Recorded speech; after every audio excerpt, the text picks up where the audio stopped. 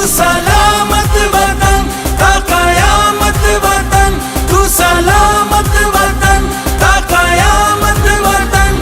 इतनी नस्लों की कुर्बानियों से मिला है वतन तू हमारी वफा का सिला।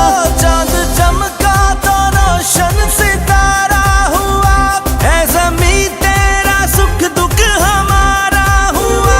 तेरा हर दर्द ने हर खुशी तू ही तू, इस जहां में हमारी अलामत वतन।